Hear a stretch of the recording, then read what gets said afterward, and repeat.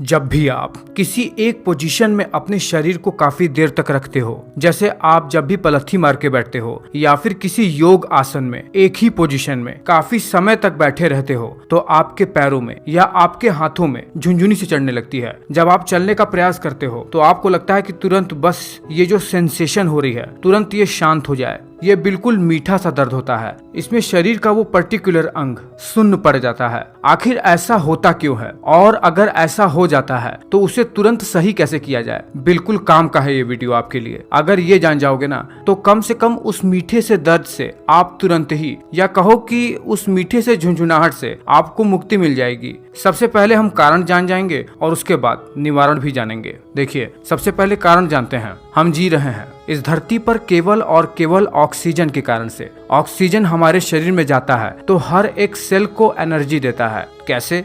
ये सेल में पहुंचकर वहां पर ग्लूकोज का ऑक्सीकरण करते हैं, जिसके वजह से वहां पर एनर्जी जनरेट होती है और इसी कारण से हम जी पाते हैं। जब यही ऑक्सीजन किसी सेल या किसी पर्टिकुलर अंग में कम हो जाता है, हाइपोक्सिया जैसे, तो वो पर्टिकुलर ऑर्गन डेड हो जाता है। इसीलिए तो इसे कहा जाता है प्राणवायु। अगर प्राण ना होना, यानी शरीर में ये प्राणवायु ना हो, तो ये जीवन बिल्कुल नामुमकिन होगा। और ये केवल हमारे शरीर पर ही नहीं बल्कि हमारे शरीर के एक एक सेल पर लागू होता है। जैसे ही शरीर के किसी पर्टिकुलर अंग में ऑक्सीजन की कमी होती है तो हमारा ब्रेन हमें यह सिग्नल देता है कि शरीर के इस अंग को ऑक्सीजन चाहिए। तुरंत कुछ ऐसा करो, लंबी लंबी सांसें लेना शुरू करो या मूवमेंट शुरू कर दो, जिससे शरीर के उस अंग को ऑक्सीजन मिल सके। देखिए, जब हम किसी एक पोजीशन में बहुत ज्यादा देर तक बैठे रहते हैं तो वहां पर ब्लड वेसल्स, जो ब्लड को कैरी करते हैं, जो हर एक सेल तक ब्लड को पहुंचाते हैं, वो दब जाते हैं। और आपको ये बात तो पता ही होगा कि ब्लड में आरबीसी ही है जो ऑक्सीजन के साथ बाइंड होकर एक एक सेल तक ऑक्सीजन पहुंचाता है।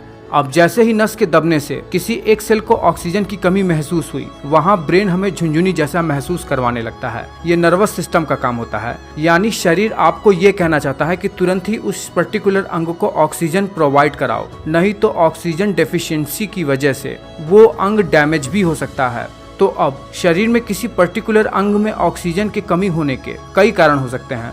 अगर कोई व्यक्ति डायबिटिक हो, किसी में विटामिन की कमी हो गई हो, या किसी को गहरी चोट लग गई हो, इन सब कारण से किसी अंग में ऑक्सीजन की कमी हो सकती है। तो अब इसका निवारण क्या है? इसका सबसे अच्छा निवारण ये है कि आप तुरंत ही अपने शरीर में मूवमेंट करना स्टार्ट कर दो, गहरी गहरी सांसें लेना शुरू कर दो। इससे खून का सर्कुलेशन पूरे शरीर में तेजी से होने लगेगा और गहरी सांस लेने की वजह से ज्यादा ऑक्सीजन आपके शरीर में पहुंच सकेगा। ऑक्सीजन मिलते ही उस पर्टिकुलर अंग को एनर्जी मिलना शुरू हो जाएगी और वहां पर झुनझुनी बंद हो जाएगी। तो ये वीडियो आपको कैसा लगा है मुझे नीचे कमेंट करके बताइए। अच्छा लगा है तो लाइक जरूर करना। मैं मिलता हूँ आपसे अगले वीडियो में।